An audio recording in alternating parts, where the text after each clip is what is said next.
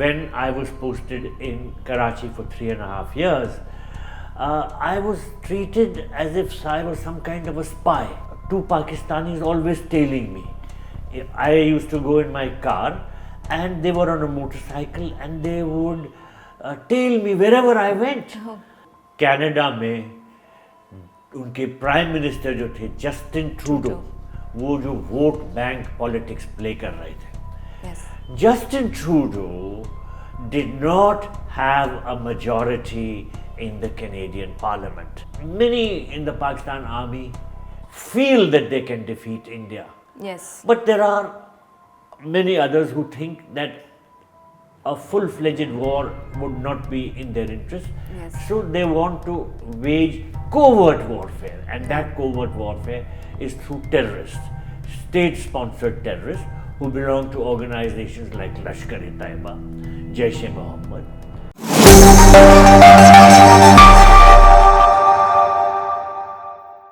Welcome to the new episode of the VisionIAS podcast.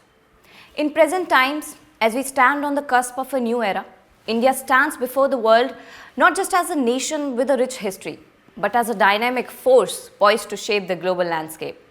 And to help shape this narrative, we have our Indian Foreign Service officers who serve as our representatives globally.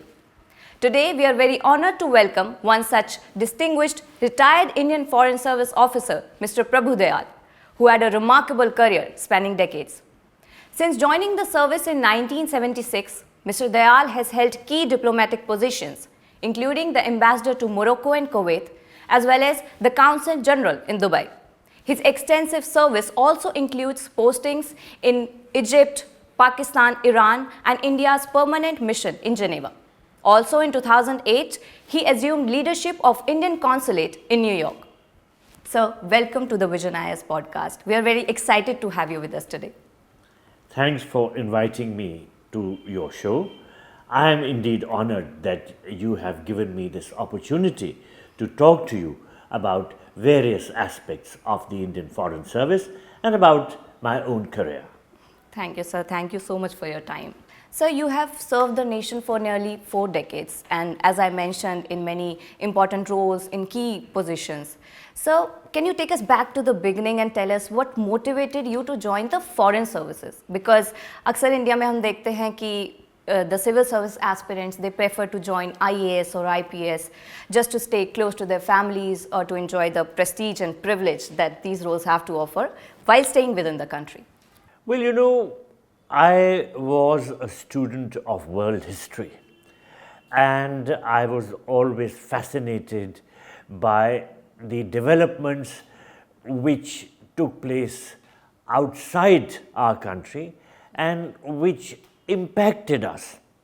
So, when I was appearing for the Indian Civil Services, I put the Foreign Service as my first preference because I was keen to be able to serve the country abroad. I may mention that when I was a student, my next door neighbor, Mr. Rajnikant Verma, had topped the civil services in 1965 and he had opted for the Foreign Service. And I was inspired by his example. So I too wanted to join the Foreign Service if I was given this opportunity. Incidentally, I did not mind serving the country abroad because I was aware of the fact that you had enough opportunity to return to India either on postings or on home leave, and thus you would be able to remain in touch with your family. I may also add that my father was very keen that I should join the Foreign Service, so it fitted in with what the family wanted and what I myself was keen on doing. Sir, आपकी family को ये डर नहीं था कि आप उनसे दूर चले जाएंगे अगर फॉरेन सर्विस में होंगे तो? नहीं, मेरी फैमिली ने मेरी शादी करा दी थी तो उनको ये यकीन था कि मेरी बीवी जो है वो ज़रूर मुझे अपने घर से जोड़ के रखेंगी और भारत में लाती रहेंगी ताकि मैं अपने माता पिता से दूर ना हो सकूं. Sir, such an inspiring as well as an exciting story. Sir, अगर मैं बात करूँ beginning of the career की, IAS they typically start their career as SDMs and assistant collectors, and IPS they start their career as ACPs. Sir, how does the career progression in IFS work? You know, a foreign service officer has to undergo 2 years of training here in Delhi, mainly at the Sushma Swaraj Foreign Service Institute. After that, an officer is posted abroad with the rank of third secretary. Okay. And a foreign language is assigned to that officer in which he or she has to pass an exam. After passing the exam, one becomes a second secretary. And thereafter, your career progresses. The next stage is first secretary. Yeah. Then you become a counselor. Then you become a minister. A minister is of the rank of joint secretary to Government of India. Then, depending on the size of the mission, you could be an ambassador Okay. with a minister under you, or you could be an ambassador with other junior officers. But say in a country like the United States, there is the ambassador, there is the deputy chief of mission, who is normally of the rank of additional secretary. Then below the deputy chief, there are a number of ministers who are assigned different responsibilities. Minister political, minister economic, minister commercial, minister consular, minister community affairs. Then below them there are councillors, first secretaries, second secretaries and third secretaries. Below the third secretaries there are section officers who are also diplomatic rank officers. They are called attachés. Okay. But not all attachés are section officers. In diplomatic missions there are military attachés, air attachés, naval attachés who are from those particular services and who are with the embassy to assist in functioning relating to their areas of specialization. So in other words, for a foreign service officer, it would take something like 17, 18 years to become a joint secretary and to be able to get the rank of a minister in a diplomatic mission. Of course, when you attain that rank, you could also become an ambassador in a smaller mission, or you could become a consul general. I was consul general when I became joint secretary. I was consul general in Dubai. Yes. And so therefore, these rankings run alongside your rank here in the ministry's setup, you know, whether you are a secretary, additional secretary, joint secretary, so on and so forth. And that rank determines the stature which you have in the diplomatic mission. Sir, अगर मैं Indian administrative services की बात करूं तो they are assigned specific cadres like Rajasthan, like UP and same goes with IPS. Sir, IFS system कैसे काम करता है in terms of assignments and postings? देखिए, ऐसा है कि हर फॉरेन सर्विस ऑफिसर को एक लैंग्वेज अलॉट की जाती है जिसको बोलते हैं कंपल्सरी फॉरेन लैंग्वेज. मुझे अरबिक अलॉट की गई थी. तो मेरी पहली पोस्टिंग कायरो में हुई थी, इजिप्ट में. मैंने अरबिक सीखी, पढ़ी, मैंने फर्स्ट पोस्टिंग वहाँ की. और अक्सर ये कोशिश की जाती है कि आपकी कुछ और पोस्टिंग्स भी ऐसी कंट्रीज़ में हो जहाँ अरबिक बोली जाती है, अरबिक स्पीकिंग कंट्रीज़. मैंने दुबई में कॉन्सल जनरल के तौर पे काम किया, कुवैत में एम्बेसडर था, मोरक्को में एम्बेसडर था. तो ये सब अरबिक स्पीकिंग कंट्रीज़ हैं. तो इस तरह से एक तो आपका एक एरिया ऑफ स्पेशलाइजेशन वर्कआउट होता है. लेकिन ये ज़रूरी नहीं होता कि आप सिर्फ ऐसी ही कंट्रीज़ में सर्व करें जहाँ वो लैंग्वेज बोली जाए जो आपको मालूम है, जो आपने पढ़ी है. आपको अब बहुत सी और दूसरी कंट्रीज़ में पोस्ट किया जा सकता है. जैसे मुझे ईरान में पोस्ट किया गया, मैं पाकिस्तान में सर्व कर चुका हूँ, मैं जिनीवा में परमानेंट मिशन ऑफ इंडिया में था, मैं न्यूयॉर्क में कॉन्सल जनरल था. तो एक वाइड स्पेक्ट्रम भी आपको चूज़ करने को मिलता है. लेकिन हमें कोई स्टेट कार्डर तो हो नहीं सकता, because we are not service कि हम किसी पर्टिकुलर स्टेट में सर्व करें. हमको रीजनल स्पेशलाइजेशन में इनकरेज किया जाता है. एट द सेम टाइम आपके पास बहुत अपॉर्चुनिटीज़ होती हैं कि आप दूसरे रीजन्स में जाके भी सेवा कर सकते हैं. Okay sir. Sir, as I mentioned, you have been an ambassador and you have also headed consulates in different countries. Sir, हमारी ऑडियंस को बताइए, what is the basic difference between an embassy and a consulate? देखिए, ऐसा है कि जो बहुत बड़ी बड़ी कंट्रीज़ होती हैं या जहाँ भारतीयों की संख्या बहुत ज़्यादा होती है, तो वहाँ पर एक एम्बेसी तो होती है, साथ साथ उस देश के दूसरे भागों में कॉन्सुलेट्स खोली जाती है। जैसे अमेरिका में एम्बेसी तो वॉशिंगटन में है, लेकिन मेरे समय में 4 कॉन्सुलेट्स थे, एक न्यूयॉर्क में, एक ह्यूस्टन में, एक सैन फ्रांसिस्को में और एक शिकागो में। क्योंकि भारतीय समुदाय जो है वहाँ पर डायस्पोरा वो पूरे अमेरिका में फैला हुआ है और उनकी सेवा करना सिर्फ एक स्थान से मुमकिन नहीं होता। इसके अलावा बहुत से कमर्शियल इंटरेस्ट होते हैं और बहुत से और तरीक़े होते हैं जिनसे आप भारत और अमेरिका के जो संबंध हैं वो बढ़ा सकते हैं। तो इस वजह से कॉन्सुलेट्स खोलना ज़रूरी हो जाता है। अब मैं यूएई में था, कॉन्सल जनरल दुबई, क्योंकि आपको पता होगा यूएई में बहुत बड़ा भारतीय समुदाय है। तो एम्बेसी अबू धाबी में थी, लेकिन बहुत से भारतीय दुबई में रहते थे या शारजा में रहते थे, तो उनको सेवा आसानी से प्रदान करी जा सके, इस वजह से दुबई में कॉन्सुलेट थी और इससे उनकी बहुत सहायता होती थी जो भारतीय वहाँ रहते थे। तो कॉन्सुलेट जो हैं वो एम्बेसी के अंडर काम करते हैं। अब एक टर्म आपने और सुना होगा, हाई कमीशन। हाई कमीशन और एम्बेसी में क्या फ़र्क है? देखिए, लंदन में हमारा हाई कमीशन है, ऑटोवा में हाई कमीशन है, कैनबरा में हाई कमीशन है, इस्लामाबाद में हाई कमीशन है। उसकी वजह यह है कि जो कॉमनवेल्थ कंट्रीज़ हैं उनमें जो हमारे राजदूतावास होते हैं उनको हम हाई कमीशन कहते हैं, और जो अन्य देश हैं उनमें जो हमारे राजदूतावास होते हैं उनको हम एम्बेसीज कहते हैं। तो एम्बेसी और हाई कमीशन में सिर्फ ये फ़र्क है Commonwealth and non Commonwealth countries का, लेकिन कॉन्सुलेट जो हैं वो एम्बेसीज या हाई कमीशंस के अंडर काम करती हैं। Okay sir, okay sir. Now talking about the passports, we know that there are 3 kinds of passports in India, and IFS officers, they receive a diplomatic passport which have certain privileges and immunities. Sir, actually what protection do these passports offer, and are they also given to other government officials? Well, diplomatic passports are given to people who are assigned in diplomatic positions by the government of India. Below them there are official passport holders who don't have full diplomatic immunity but who have a number of privileges.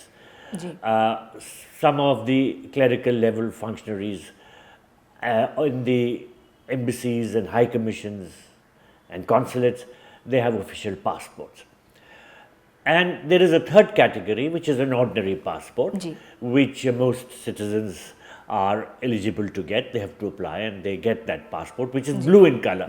The official passport is white and the diplomatic passport is red. There are diplomatic privileges, but of course many countries have begun to place some sort of restriction even on diplomatic passport holders. Apart from Indian diplomats who are posted abroad, a whole range of high-level government officials and functionaries also have diplomatic passports. For example, ministers, members of parliament, secretaries to government of India in other ministries, and other senior ranking officials have been given diplomatic passports. Some others below them have official passports, and the whole idea is to facilitate their functioning. And this system has been working well. The government has been able to put in place arrangements for assigning categories of people who will be given diplomatic passports and some who will be given official passports. So, as we just talked about the privileges and the immunities that a diplomat get, but I want to ask, do diplomats from different countries receive different level of importance? For example, क्या एक third country में will a US diplomat get more preferential treatment as compared to an Indian diplomat? In theory, no. But in real life, yes. If a country considers another country of vital importance, there will be some sort of preferential treatment that could be accorded. For instance, in some countries there are restrictions on the import of alcohol, and alcohol is often considered essential for hosting receptions and Yes. diplomatic parties because you serve it. But there are restrictions on how much you can import. Now, if a country is of more importance to you, it is likely that Yes. their diplomats could be given some extra quota, but then that is never made public. Yeah. There are some other ways. For instance, the use of VIP lounges at the airports. Sometimes when you have closer relations, then even some officials or some diplomats who are not top of the order can get the facility of using diplomatic lounges at the airports, the VIP Yes. lounges. And countries which are not so important may not find its diplomats or other officials being able to get the same privileges. So certainly the level of proximity between Yes. two countries has an effect on the privileges that are assigned, that are given to one another. But at the same time, in principle, Yes, diplomats from all countries should enjoy the same level Yes. of perks and privileges in another country. So, have you ever experienced any such situation where someone was given more importance than you, or someone was given low importance than you? No, I never really felt it that way. There were some instances when, for instance, we were according a lot of privileges, Yes. but we found that the reverse was not happening. For instance, I was posted in a country, and that country had restricted the use of the VIP lounge at the airport to ambassadors only at the time of first arrival and final departure. That is to say, when they were coming to take up their assignment or when they were leaving. Yeah. But on other occasions, when they were using the airport, it was laid down that they would not have the use of the VIP lounge. Whereas in India, ambassadors had access to the VIP lounge all the Yes. time. So I brought it to the attention of the protocol division in my ministry, and they immediately clamped down on that particular country when the ambassador of that country was leaving or for some local visit. Yes. He was not allowed to use the diplomatic facility of using the VIP lounge, and he was told why. So he reported back to headquarters, and my privilege of being able to use the VIP lounge on other occasions was restored. So sometimes you can work things out, and with some luck you can have privileges accorded to, which are not really extraordinary, but which just enable you to function more speedily. Because if I have the use of the VIP lounge, I don't have to queue up for various things, and my entry into the aircraft is facilitated with the help of the local government. It's a courtesy which was being denied, but because of the intervention of the External Affairs Ministry, that privilege was restored. So, let's talk a bit about the United States now.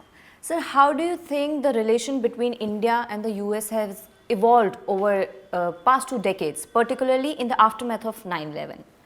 Well, let us go a little backwards in time. India and the US are natural friends. We are both democracies. They are the world's oldest democracy. We are the world's largest democracy. We are both multicultural, Yes. multilingual, multi-religious societies. So there is a natural affinity. However, early on after our independence, the United States did not draw very close to us because their policy was either you are with us or you are against us. Yes. They did not understand the rationale of non-alignment. India had become a non-aligned country under Prime Minister Jawaharlal Nehru. In fact, India was the leader of the non-aligned movement.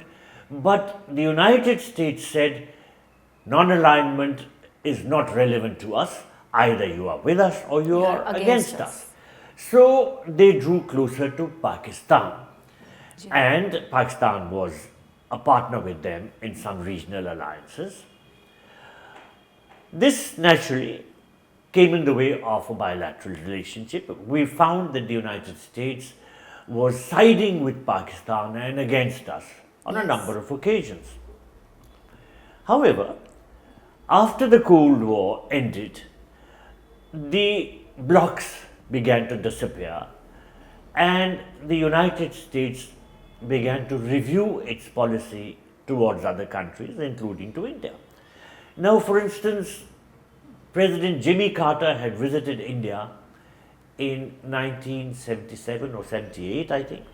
And after that, for 22 years, no US president visited India, till Bill Clinton visited in 2000, then George Bush visited, President Obama visited twice, President Trump visited, President Biden visited. So while on the one hand, for 22 years, no US president had visited India, since the year 2000, there have been a spate of US presidential visits, which underlines the fact that the relationship between the two countries is becoming increasingly closer.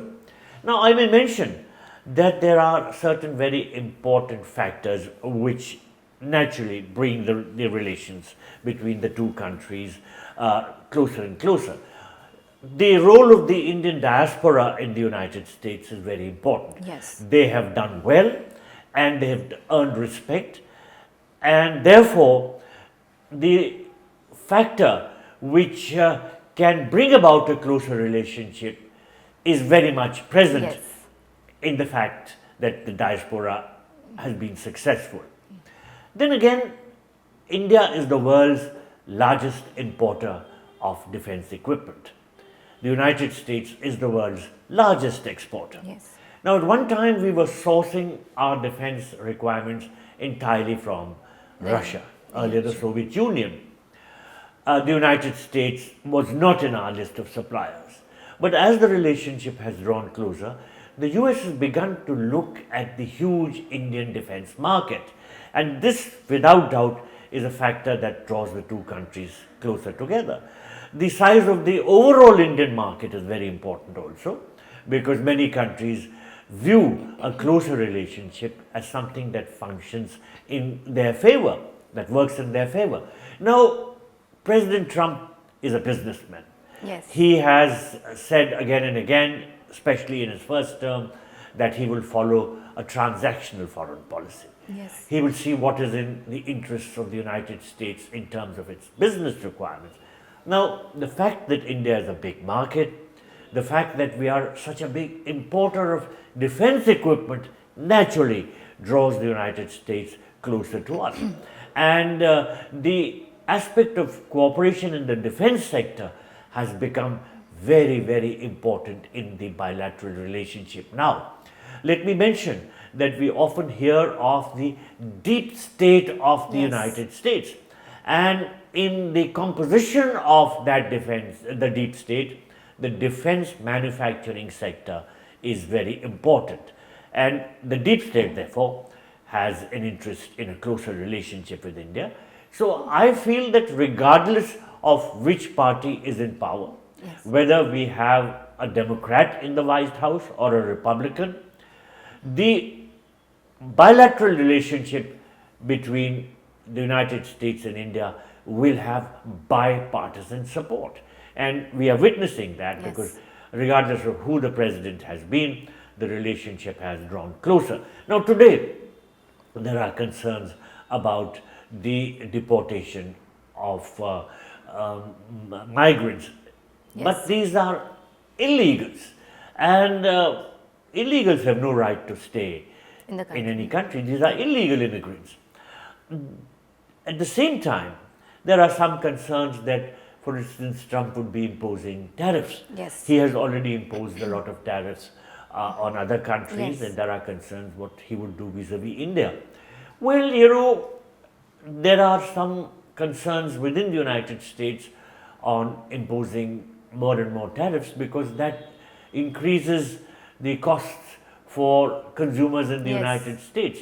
So I don't think that this threat of the imposition of tariffs will be pursued very seriously by the United States. There would be some tariffs on some items perhaps, but not the sort of policy that he's adopted vis-a-vis Mexico, for instance, or Canada, or he's planning to do vis-a-vis China.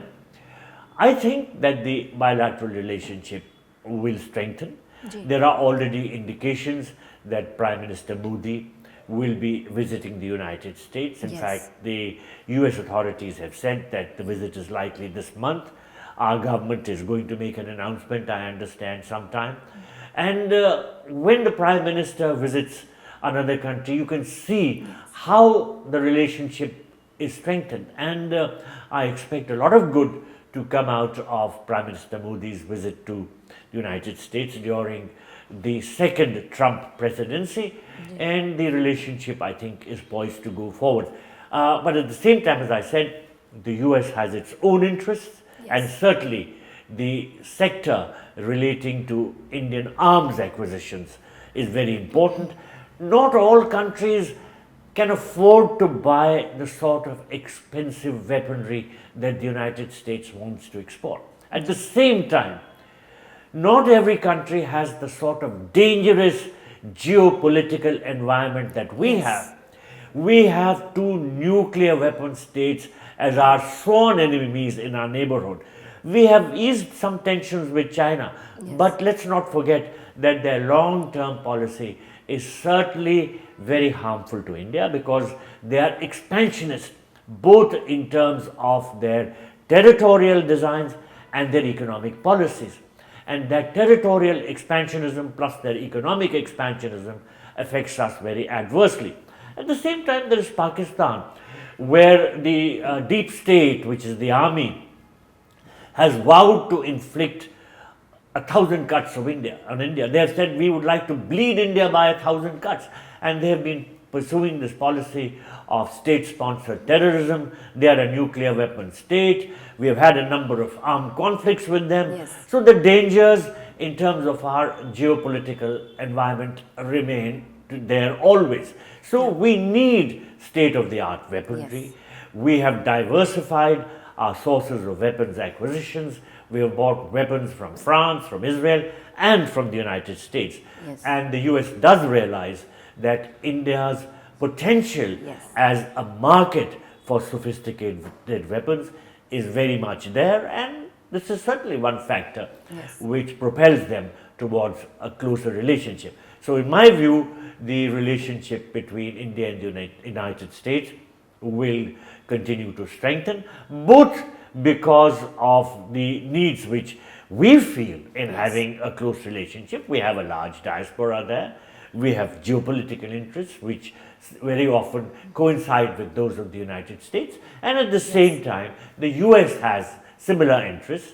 So because politics is about national interests, diplomacy has seen that, in diplomacy we see there are no permanent friends and no permanent enemies, but there are national interests. So keeping in mind our national interests, I think we will be working towards a closer relationship. This is so for both sides, both the United States and India. So now, sir, as we can call the US now as an ally of our country. As an ally? Yes. No, we retain strategic autonomy. We have friends, but we don't really translate friendships into alliances. For instance, we are partners with the United States, Japan and Australia in Quad. But it's not a military alliance. So we stop short of having military allies. We have friendships, and we strengthen friendships in a number of directions, and that is why we retain our strategic autonomy. Sir, talking about during your tenure in New York, कुछ allegations लगे थे against your deputy involving visa fraud and failing to pay the minimum wages. Sir, इसी तरह के और charges हमारे बाकी diplomats पर भी लग रहे थे. Sir, why was this happening with Indian diplomats? Let me tell you that these charges were also leveled against me, and there was a lawsuit which was filed. Indian diplomats are allowed to take domestic assistance with them on foreign postings. These domestic assistants are given official passports, and their wages are paid through the diplomat by the government of India. Their wages are fixed. They are very handsome wages, But if you compare the wages which Indian domestic assistants get, for instance, in the United States, Yes. with local wages, then certainly there is a huge difference. Yes. Now, what has been happening over decades is that the domestic assistants of Indian officials and diplomats posted in the United States have been running away. They have become illegals, but illegal migrants were in abundance in the United States, and the US policies were such that they were not clamping down on them. So many of the domestic assistants would run away. My domestic assistant ran away. Before me, there was a consul in our consulate in New York, Nina Malhotra. Her domestic assistant ran away, and Devyani Khobragade's domestic assistant also ran away. They got better wages outside, staying as illegals. Now, what happened was that just before my time, the US began to insist that we should pay local wages. That is to say, wages which were prescribed by the local authorities. The wages in New York were prescribed as the minimum wage, that is $10 an hour. Now, $10 an hour is not what Government of India Yes. was fixing. Government of India was fixing the entire salary at like $300, $350 a month. And the servants would run away. Then Nina Malhotra's domestic assistant, the runaway maid, was approached by some NGOs who helped her to file a case against Nina, but Nina had already left for India. And there was a lawsuit demanding in excess of $1 million as unpaid wages. Then came my suit. My domestic assistant, who had been with us for 2 years in India, 4 years in Morocco, and then for a year in New York, Yes. she ran away, and because she wanted to work part-time outside. She said that I have a lot of time when you people are resting in the afternoon. I want to work part-time outside. So we said, no, you are an official passport. We can't let you work outside. It's not allowed. So this argument went on, but she ran away. And then 1.5 years after her departure, she filed a case against us in which she said that she had not been paid local wages and she wanted the excess payment, and the lawsuit demanded $1 million plus from me. And the government realized that this is a systemic problem because their wages as determined by the Government of India and paid to the domestic assistants who were sent on official passports, on official duty, were completely different and much, much less than what the local wages were. So there was a systemic problem between what our government prescribed and laid down as terms and conditions and what the local regulations required. However, my maid also made certain allegations of sexual harassment. She said that I asked for a massage and she gave the timeline when all this happened, and she construed it as a sexual advance, and therefore that factor also prompted her to leave. The fact is, the timeline given was such that I was not even in America. I had come away to India because my mother had expired. I was on home leave.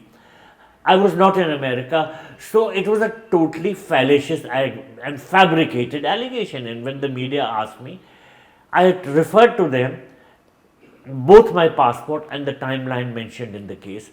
So word went out that this is a false allegation. So her lawyers immediately filed an amended complaint, dropping the charge of sexual harassment, but retaining the charge of non-payment of wages as per US rates, as per New York rates. So there was a lawsuit and we fought it. Then there was an out-of-court settlement because there was no other way. Either the dispute was settled or the legal expenses would keep mounting. As I said, it was a systemic problem. Yes. Now, this got compounded in the case of Devyani Khobragade, who for some time had worked as my Deputy Consul General. I had already returned to India after retirement, when she was arrested and strip searched by the US authorities because her domestic assistant had claimed that she was not paid the US wages, and the US authorities said that there was visa fraud, that she had promised the maid US wages and was not paying so much, etc. Yes. So she was arrested, and it made a big news headline here. Government of India this time said enough is enough. Yes. And of course, we gave a diplomatic status to Devyani Khobragade. She was transferred to the permanent mission of India in New York, which is accredited to the United Nations, and our diplomats in that permanent mission have diplomatic status. So she was given full diplomatic privileges by the US authorities, and she was brought back to India. In my case, the US authorities said that because I was posted as Consul General, therefore I did not have full diplomatic immunity, and they said that I should have been paying US wages. Whereas our government said that he is a diplomat. Yes. He is of the rank of Secretary to Government of India. He has a diplomatic passport, and all over in the United States our Consul Generals are diplomats, and they have not been interfered with. But the fact remains that when you are posted in a land, then troubles can mount on account of systemic problems, and in this case the problem arose because the wages as prescribed for domestic assistance were completely different from what the US laws require. After Devyani, this matter had escalated a lot, and then our government decided to act tough. There was a clampdown on some of the activities of the American school in Delhi, because that school was in violation of a number of our visa rules and local rules, particularly taxation. For instance, the spouses of US diplomats getting posted to the embassy were mentioning as their occupation housewife, but they were teaching in the American school, earning salaries which were going to the account of their husband, their joint account, and they were avoiding taxes. So our government decided to act tough, and all hell was breaking loose. Then I think the US side realized that this matter should be brought to a close. There was a discussion between the two sides. Some solution was found for ending this problem relating to domestic assistance and also then to the American school. But the fact remains that for quite some time, for over 3 years, the issues had continued to mount. The troubles for Indian diplomats posted in New York had escalated. I was one such sufferer because, as I said, there was a difference, a huge difference between what the terms and conditions in terms of salary and emoluments were as prescribed by the Government of India and what the US authorities were insisting on, saying that consul generals and consuls do not have full diplomatic immunity. And this matter really came to a head when the arrest of Devyani Khobragade took place. Thereafter, I think when the matters escalated, as I said, solutions were found, and since then I think there has been no further recurrence of this type of a problem. It means that that a certain level of arm twisting is required when a country crosses its line with our diplomats. Well, I think yes, you have to be tough when the situation arises, and frankly the Government of India realized that this matter is getting out of hand, and that the insistence of the US authorities that domestic assistance sent with Indian diplomats and consul generals and deputy consul generals should be paid US wages is something that is unreasonable. It can't be done. We can't pay US wages to Indian domestic assistants, and the functioning of such domestic assistance is totally within the premises of the consulate, and they are there to assist the Consul General in regard to extending hospitality, just as other officials like security guards Yes. and some clerical staff and chauffeurs who are sent from here are to assist the Consul General and the Consulate in discharging obligations. So the domestic assistants are also people in that category who serve the interests of government, and therefore the government of India determines their emoluments. But I must say that this sort of trouble has broken out in some other countries also.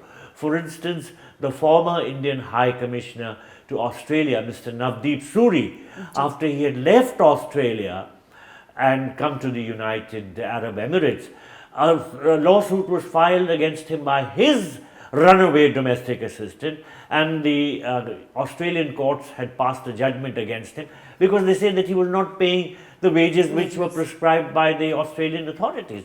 But this is unreasonable, and I think either the government of India has to stop sending domestic assistants totally, or this matter has to be resolved bilaterally between the two sides, because otherwise ugly situations can arise, as happened in the United States in a number of cases which I mentioned. Yes. Sir उसी दौरान एक case काफ़ी highlight हुआ था of Kritika Biswas. She was a student of 12th standard and daughter of an Indian diplomat. Sir she was handcuffed and arrested from inside her classroom. India में ये allowed नहीं है, बल्कि इंडिया में it's considered a violation of human rights under article 21. Don't you think such practices are inhuman and unexpected from a country like US who claims themselves to be a champion of human rights? You know, it happened during my term as Consul General.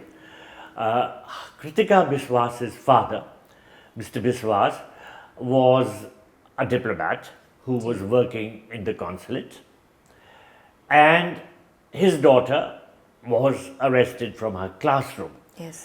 She was accused of online harassment of one of her teachers, and the New York police authorities said that the messages of harassment had come from her building and they zoned in on her, and she was arrested, handcuffed, strip searched, humiliated. Of course, the consulate intervened to the extent possible, and more significantly, we helped her to get the services of a legal expert, one of the top lawyers of New York, Mr. Ravi Batra.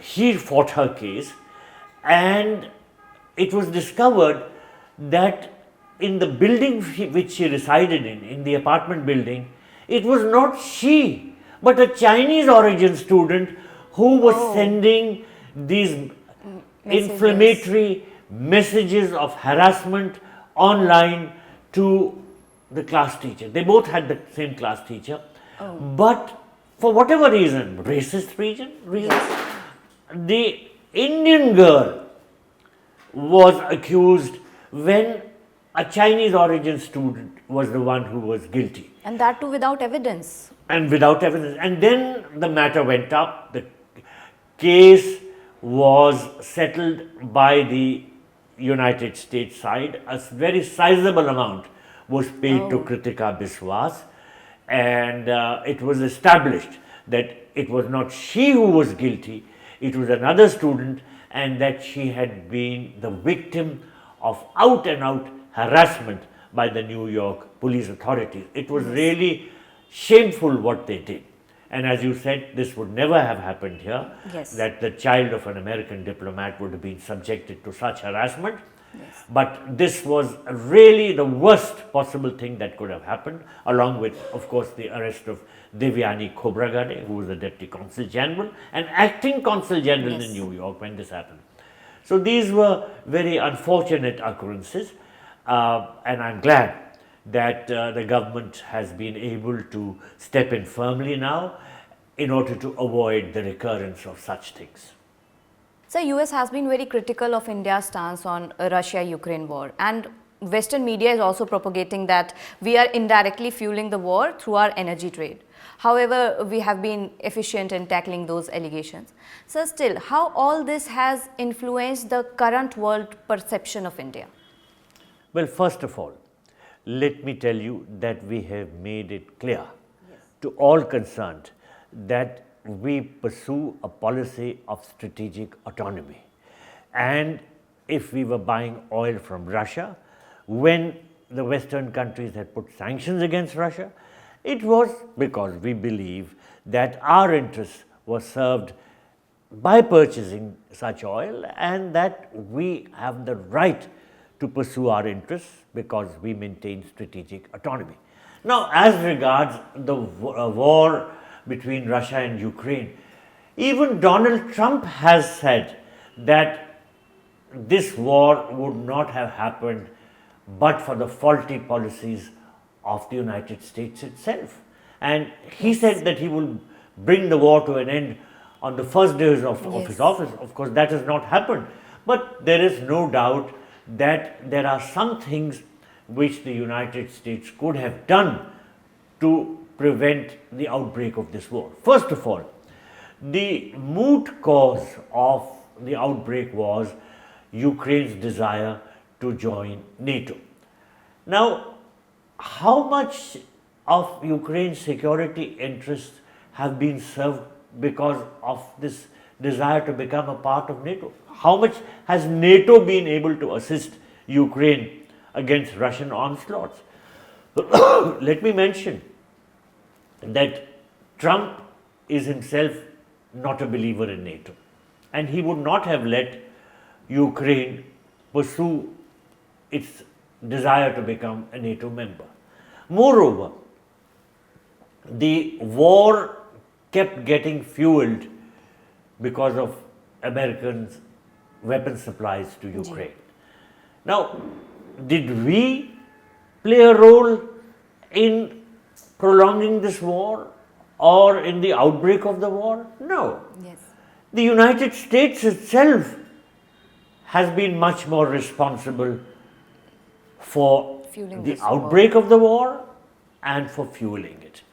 And if, for instance, Donald Trump says he will bring the war to an end, I'm sure that he will make Ukraine realize that pursuing its dream of becoming a NATO member is useless. It is creating problems for it. And at the same time, Trump will threaten Ukraine to stop weapon supplies, which he's already indicated, and will press for a settlement. Some concessions will have to be given to Russia in order to make a settlement possible.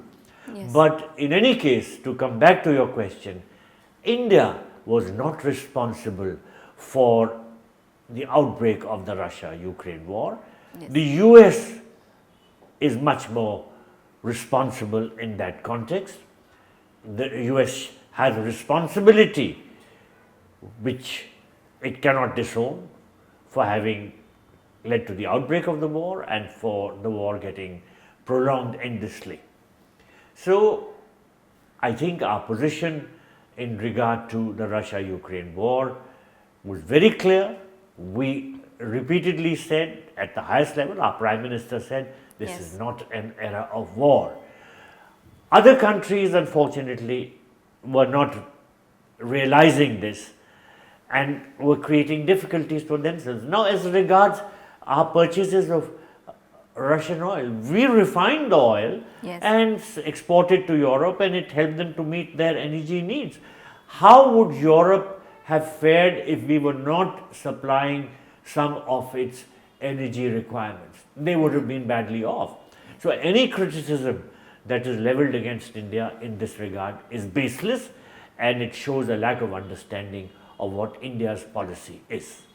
So this means that the world's perception of India hasn't changed a lot after this, after the claims that Western media is making on us. Western media will make whatever claims it wishes, but we have been fully justified in pursuing the policy that we did, and we have made our policy well known to all concerned. We have made it very, very clear that we believe in strategic autonomy, that we did not think in just the same way as the Western countries did about the Russia-Ukraine war, that our perspectives were different, and that we wanted the war to come to an end, whereas it was Western policies which were prolonging it. So, however, if I talk about the West, Canada के साथ हमारी tensions काफ़ी बढ़ गई हैं. Recently, India-Canada relations have hit a low point. What do you think? What are the key factors for this gradual deterioration of diplomatic relations? देखिए, इसकी मूल वजह है जो कनाडा में उनके प्राइम मिनिस्टर जो थे जस्टिन ट्रूडो, वो जो वोट बैंक पॉलिटिक्स प्ले कर रहे थे. Yes. Justin Trudeau did not have a majority in the Canadian Parliament. His party, the Liberal Party, needed outside support. And that outside support was provided to him by Jagmeet Singh Dhaliwal, Yes. who was the leader of the New Democratic Party. With the help of Dhaliwal, Justin Trudeau was able to reach the majority figure which allowed him to function as Prime Minister of Canada. Otherwise, he did not have the Yes. parliamentary majority. So, the result was that Justin Trudeau was dancing to the tune which Jagmeet Singh Dhaliwal was playing. And Jagmeet Singh Dhaliwal is an out and out Khalistan supporter and Khalistan activist. So, the policies of Justin Trudeau were sympathetic to those who support the idea of a Khalistan separate state within India. They want the breakup of India. And Justin Trudeau was pursuing policies which encouraged this separatism. We naturally would countenance none of that. And we made it very clear that whatever allegations Canada was making were baseless. You would recall that in September 2023, Justin Trudeau had made an allegation while speaking in the Canadian Parliament that agents of the government of India were responsible for the killing of Hardeep Singh Nijjar. We said straight away that this allegation is baseless, and we asked them to give proof. They kept on making allegations but never gave any proof. And now recently, a commission set up by the Canadian government to investigate the killing of Hardeep Singh Nijjar has said that there is no evidence which supports the view that agents of a foreign government were involved in the assassination of Hardeep Singh Nijjar. So, in other words, whatever Justin Trudeau was alleging was baseless and something that his own country's commission has not supported. Naturally, his allegations led to a slump in the bilateral relationship, and I am afraid that this relationship will not recover for quite some time because the atmosphere has become so polluted that it will take a long time to normalize things. Of course, we have an interest in a good bilateral relationship with Canada. We have a large Indian community, including, of course, Indian students who go to Canada to pursue higher studies. And we want good living conditions for our expatriates.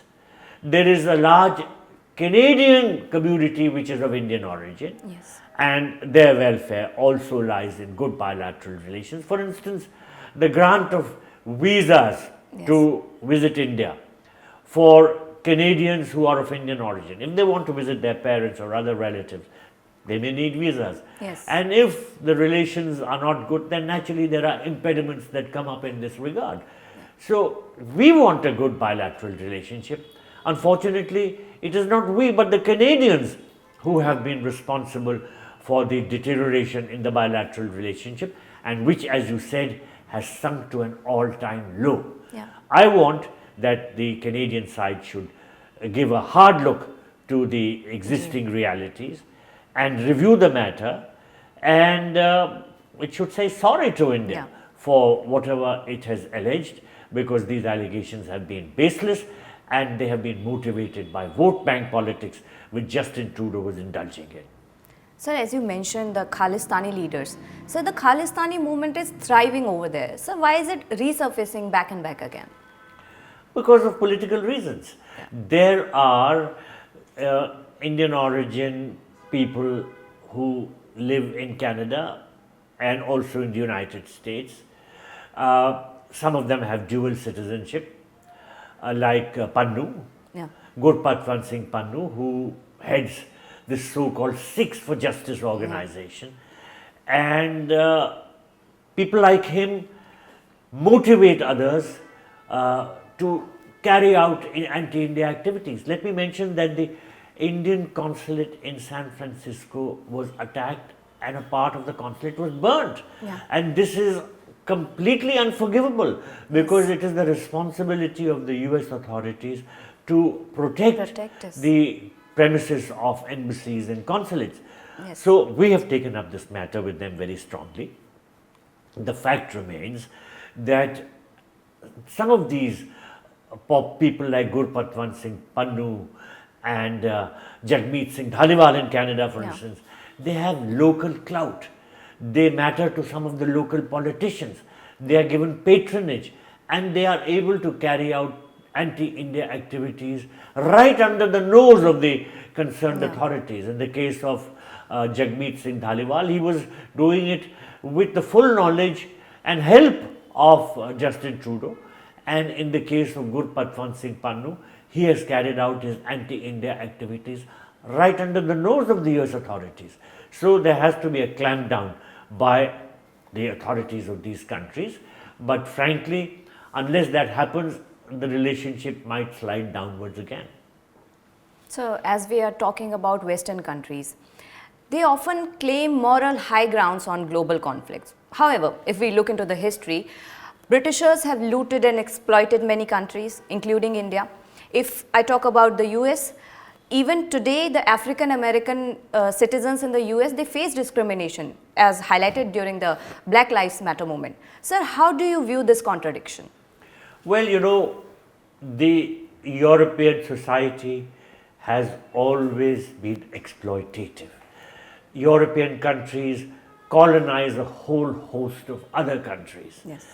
And it is very, very sad that a certain amount of racism exists in all European countries and also within the white community of the United States, or also Canada and Australia.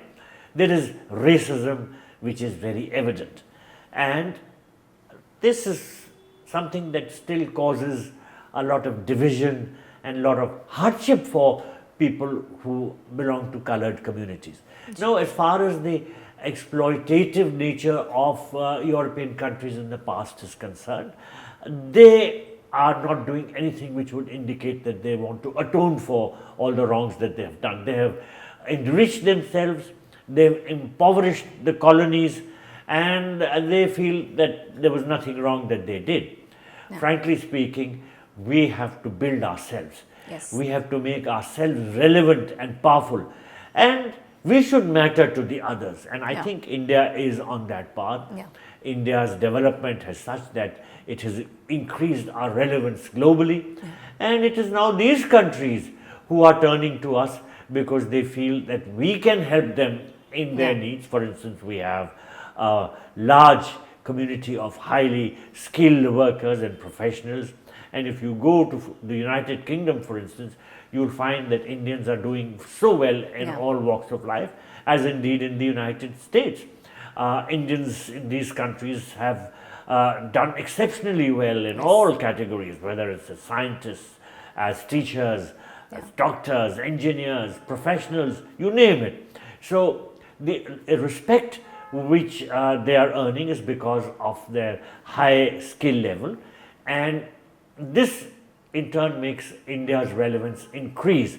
So while I don't expect the element of racism to disappear from these communities, the fact is that they will learn to respect us if our own merits are seen as increasing their own eyes, and I think that is what is happening. So now coming to Asia, in recent years we have seen instances of political turmoil in countries, be it like Afghanistan in 2021, Sri Lanka in 2022 and now Bangladesh. Such challenging situations arise ho jati hain is time pe. So how do we ensure the safety and security of Indian diplomats as well as the Indian population residing over there? Well, you know, it's a very big challenge because when the relationship deteriorates, then your community living there and your diplomats too face problems. I may mention that I was posted in Pakistan in the early 80s, and there were occasions when the relationship plummeted, and one consequence of that used to be that we used to receive death threats and we used to be in danger of getting attacked. In fact, the car of our Consul General in Karachi, Mr. Parthasarthi, was attacked just as it was about to enter the consulate premises with a band of people who were armed with rods and sticks because of some problem that had arisen in India-Pakistan relations. So he managed to just get out of the car and enter the consulate premises, otherwise he could have been very seriously injured. The Indian origin people living in these countries are also vulnerable. Now you referred to the deteriorating situation in several countries in our neighborhood. South Asia is a hotbed of turmoil. There are several countries which are facing enormous difficulties and which are unstable. For instance, there is instability and trouble in Pakistan. There is political upheaval of sorts because there has not been an easy settling down of democratic traditions. In fact, the army calls the shots. Pakistan is a deep state, and the army decides who should govern. So the army did not like the policies of Imran Khan, and he has been put in jail. There are continuous clashes which have been taking place between the supporters of Imran Khan and the Pakistani authorities. Afghanistan, of course, continues to be in a stage of turmoil because of the takeover of power by the Taliban authorities, which sort of clamped down, these authorities clamped down on the rights of people. There are severe restrictions on the rights of women, and there is naturally opposition to that. So it's a very, very unfortunate situation in that sense, because stability can only come about when there is peace within a society. The situation in Bangladesh is very troublesome too.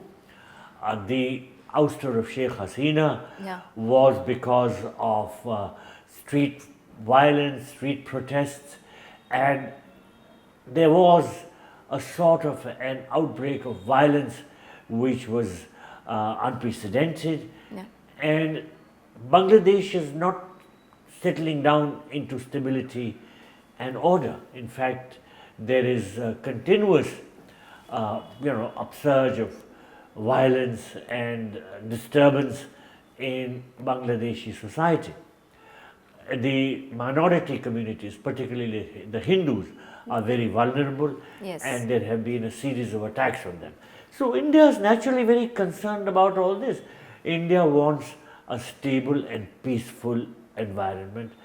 It is said that regions prosper only when all the countries in that region can live in peace, because if a region is in turmoil, the region cannot become prosperous. We want prosperity within South Asia. That is why we had encouraged the setting up of SAARC.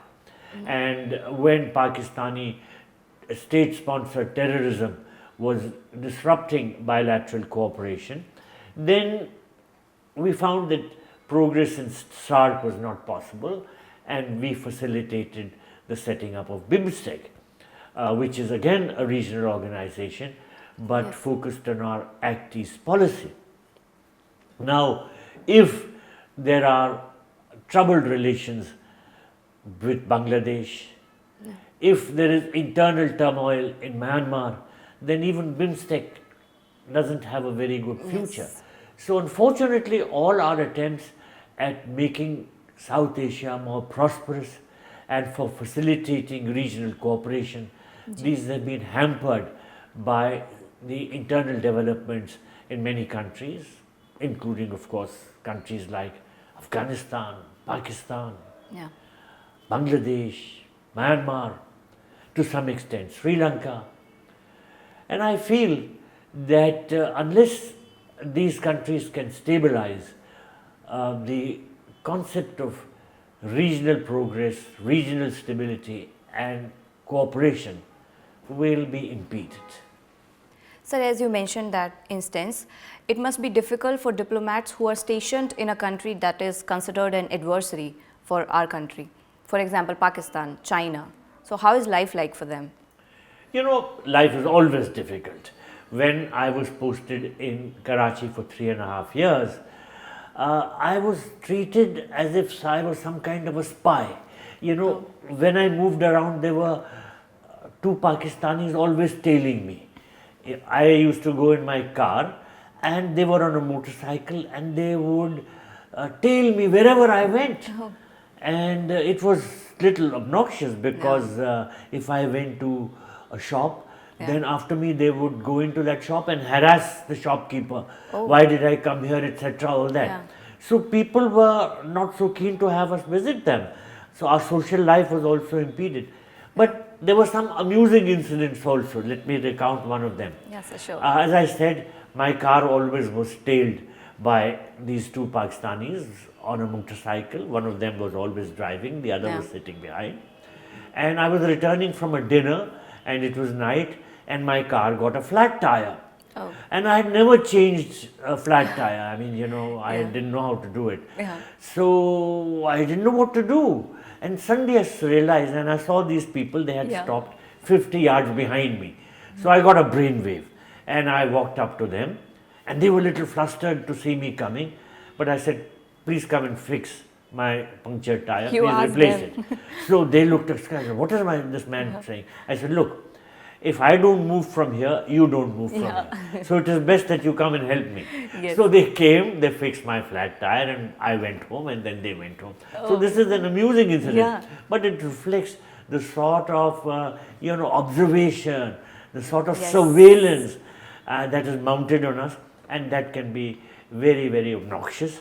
It makes life difficult. As I said, many people were unwilling to have us visit them. Our social life was restricted because those people were afraid of the sort of interrogation that they would be subjected to after we finished our visit to their place.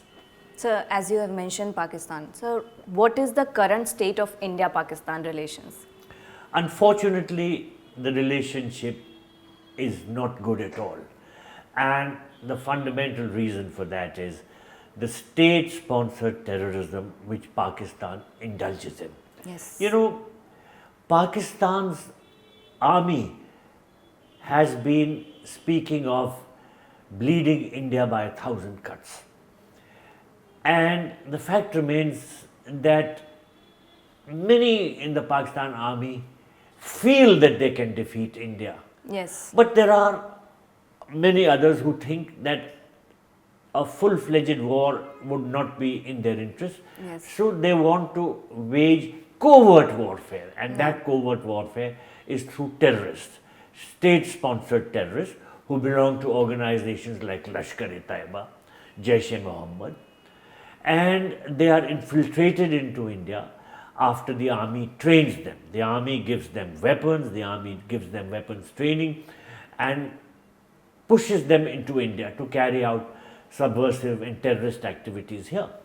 So even in this century, if you follow the course of events, we had the attack on our parliament in 2001, the Mumbai terror attack in 2008, the Pathankot attack in 2015 January, Again, the Uri attack in September 2016, Pathankot 2016, Uri 2016, and then Pulwama in 2019.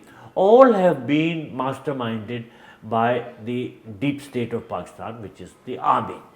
And there is no doubt that the Pakistani establishment does not want to give up this policy of sponsoring terrorism. You know, if India is seen as an adversary, the importance of the Pakistan army within their own country goes up. If India has a peaceful relationship with Pakistan, then the Pakistan army would have to go back into the barracks.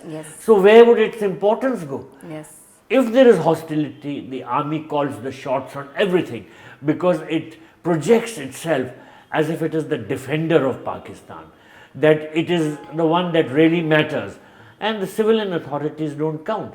So because of this very complex situation, the army wants to continue maintaining hostility with India, and for this reason, the relationship between India and Pakistan will not be normalized, at least in the near future. Let me mention that the biggest losers are the Pakistanis themselves. Look, their economy is in doldrums. They are not doing well at all. If there was a good, normal relationship with India, if they could get rid of this aspect of sponsoring terrorism against us, if they could pursue a normal diplomatic relationship, they would gain. Because for one thing, trade with India would make their economy prosper. And then one thing which they themselves don't realize, for instance, tourism. Indians would go to Pakistan in large number to visit sites which are important to us, like Mohenjo-daro, Harappa. We would go and visit the Gurdwaras which are there, Nanak Sahib, Nankana Sahib, Panja Sahib. These are all places of great importance to the Indian Indian people here. Pakistan doesn't realize that. A good relationship will work well not only for us but for Pakistan too. Whereas the sort of hostility which they are pursuing is damaging them much more than it is damaging us. We are en route to becoming the world's third largest economy. Pakistan's economy is in doldrums. So they have to revisit their policy and they have to look at how they should reshape things, because otherwise they will continue to plummet downwards. So, before moving on to the next question, I have a little guess game for you. You have to guess the country with this clue that I'm going to give you. So, this country have border disputes with almost every other country surrounding it and it's in Asia. Oh, there are many countries like that. China is certainly one such country. China has expansionist designs and it has territorial disputes with almost all its neighbors.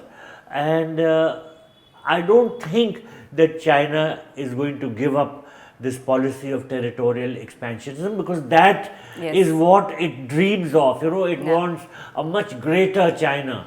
And unfortunately, that doesn't look very well for us, because we have serious border disputes. They are in possession of thousands of kilometers of square kilometers of Indian territory, and they are eyeing much more.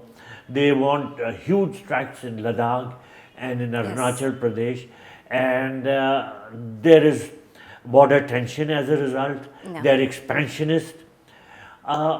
It would be great if they could give up this expansionism and we could live in peace with them, and it would be in the interests of people of both countries.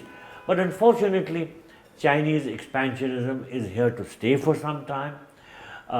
They are now wanting to take over Taiwan. That is the focus of their attention.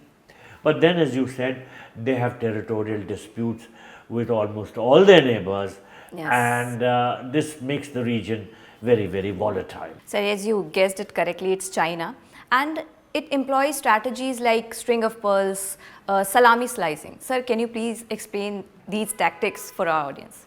Well, these tactics all related to what I referred to earlier, territorial expansionism. You know, China wants to expand its territory by hook or by crook. And it feels that it can do so by winning allies in its neighborhood who will facilitate its regional and global ambitions. And with this objective, it has set up ports in many countries, Yes. which would enable Chinese naval forces to pursue their expansionist activity. There are ports, for instance, in Myanmar. Yeah. There is the Gwadar port in Pakistan and some others, which China has developed, and it has helped China to project its naval capabilities very effectively. Yes. Now, the string of pearls threatens us because if China has a number of ports surrounding India and these ports can serve the interests of the Chinese Navy, then in times of a conflict, they would be a great danger for us. And as you said, the orientation of Chinese policy is based on the idea of salami slicing. Yes. They want to take away territory from their neighbors just as if it were slicing away salami slices from their territories. So, in order to pursue its territorial expansionism, it has carved out these policies of salami slicing, string of pearls, but one major country which gets threatened is India itself. Yes. And we are fully cognizant of it. We know that we have to take on the Chinese headlong, and then when push comes to shove, we will have to be ourselves so powerful that the Chinese will give up their expansionist projects, at least for some time. And this has happened now.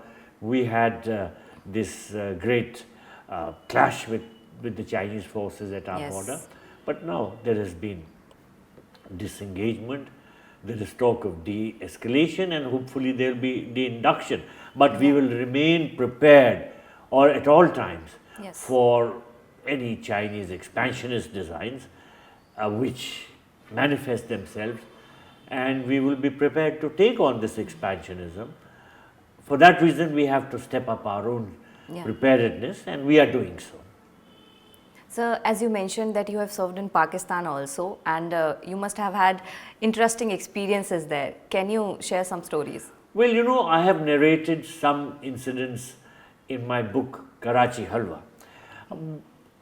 Pakistan was at that time under military rule. General Zia-ul Haq was Chief Martial Law Administrator, and he also became the President.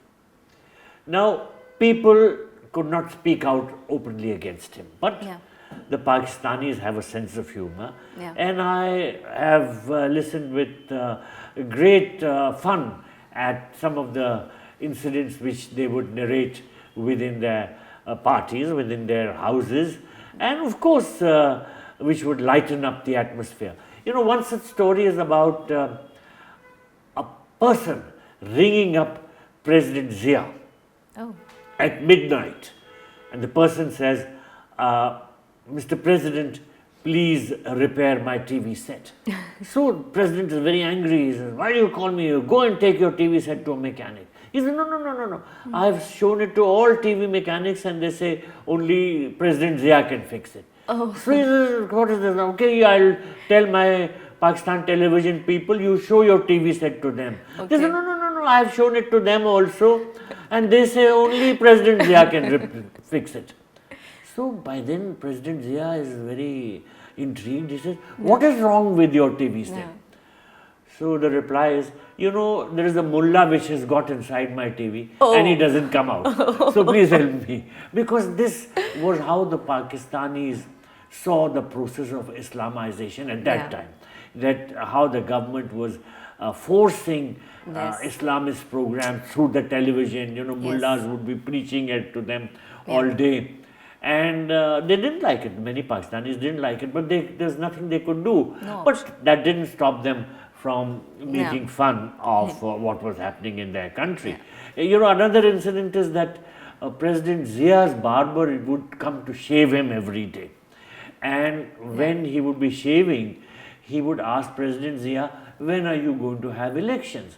Because President Zia was in no mood to have elections. He said, no, I'll do it after a month, or you will have to do 6 months or whatever. So then one day when the barber asked President Zia, when will you have elections? President Zia got very angry.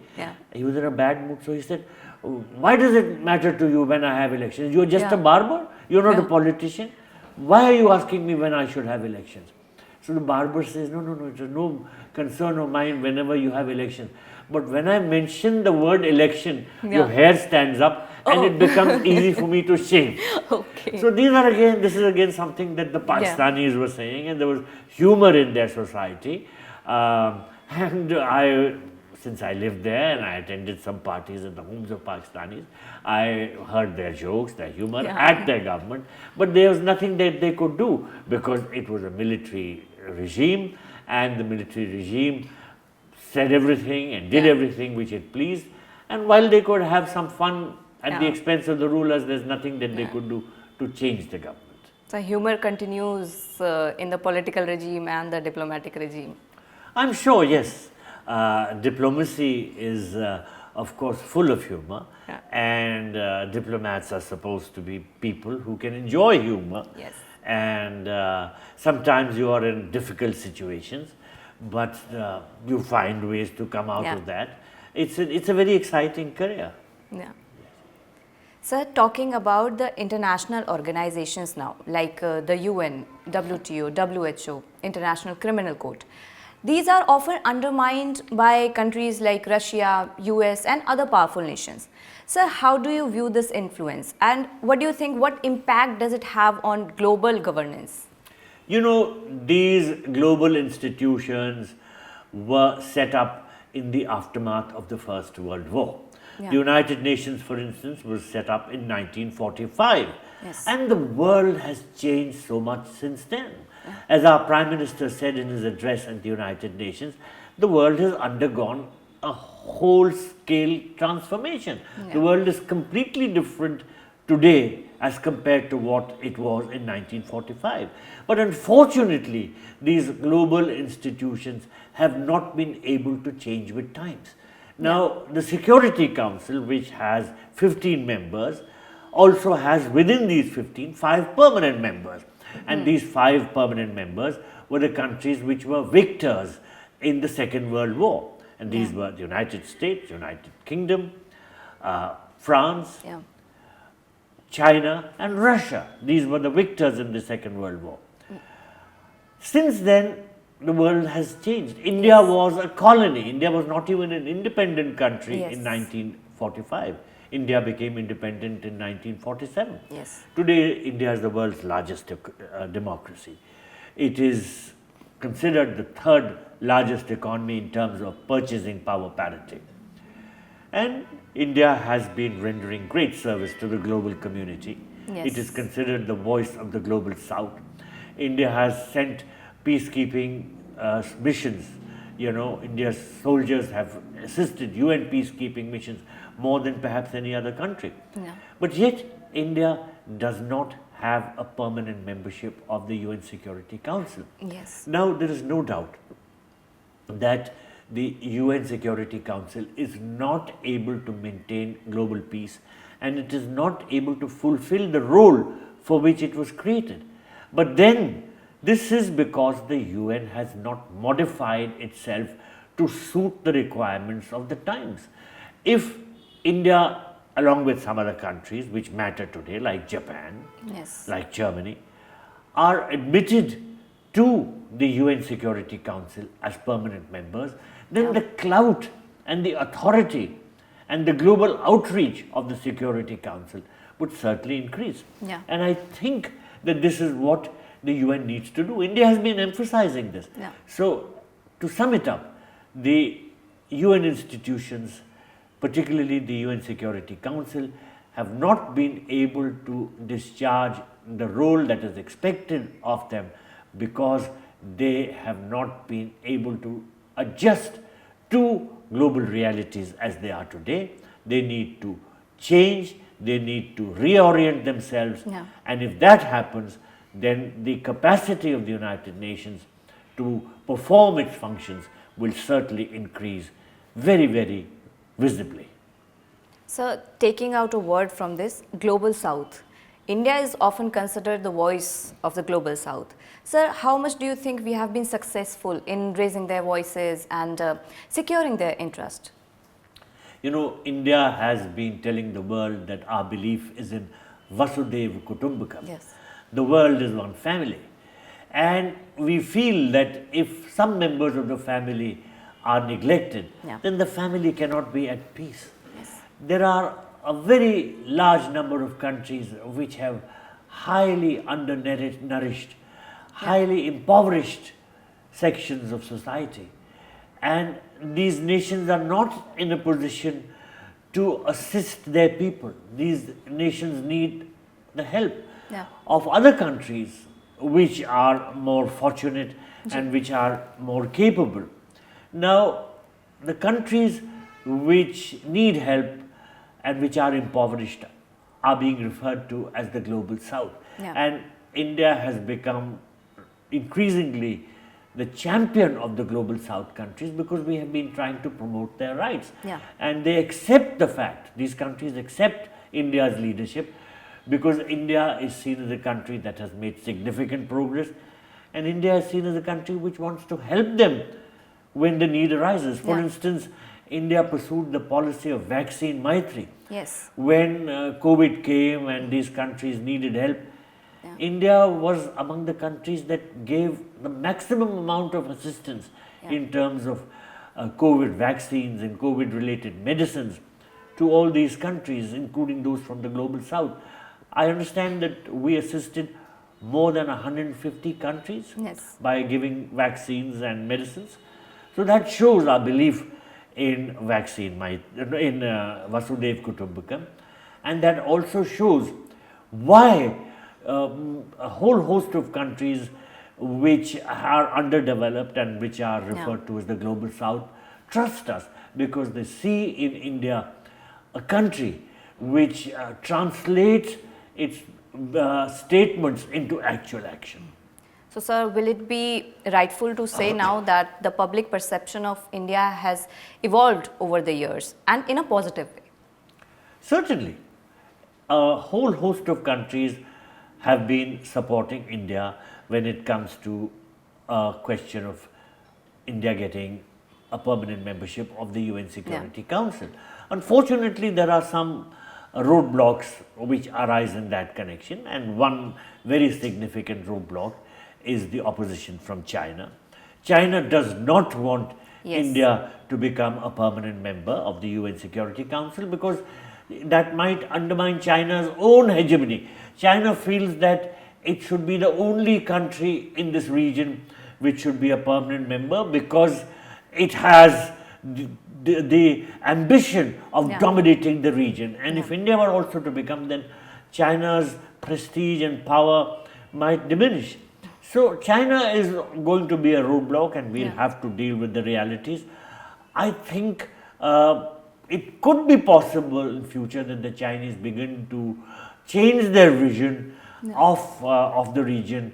But until that happens, well, we will have to live with the present reality, which is opposition from certain countries, especially China, to our rightful place at the high table of the UN Security Council as a permanent member. So, you have served the nation for 37 years and in different countries, and often diplomats are referred to as nomads of the world. Sir, what impact did this career had on your personal life? Well, you know, living in different countries and getting exposed to different cultures certainly enriched my personality. I understood the varying cultures to which I got exposed much more directly than would have been the case if I had only read about them. It also impacted the members of my family.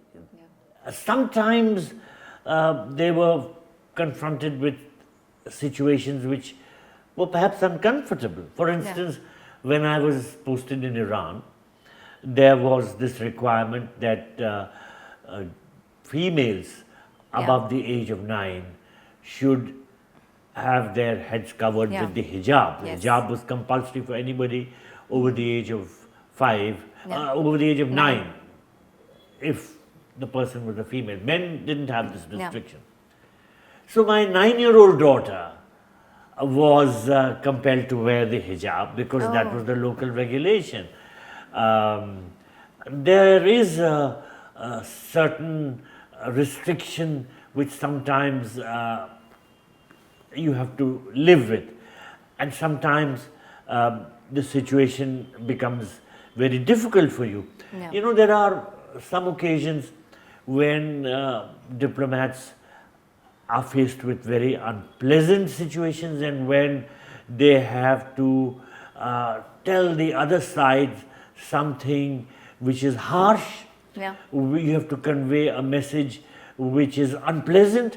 But you know, it is said of diplomats that they can tell you to go to hell in such a way that you ask for directions. Oh, yes. Because diplomacy is the art of remaining pleasant even in very difficult circumstances. So we had a very thought-provoking conversation. Any message you would like to share to the young aspirants out there? Well, you know, I would like all the young aspirants to the civil services to consider the foreign service as a very good option. When I appeared, the foreign service was generally the first preference of most of the aspirants. But now I find that it has declined in its ranking. Very few of the aspirants choose the foreign service as their first preference. Generally, they opt for it as number 3 or even number 4, with the IAS and the IPS outranking the foreign service. Now, this may be because of the fact that they are not aware of what an exciting career the foreign service has. I would like them to re-evaluate their options.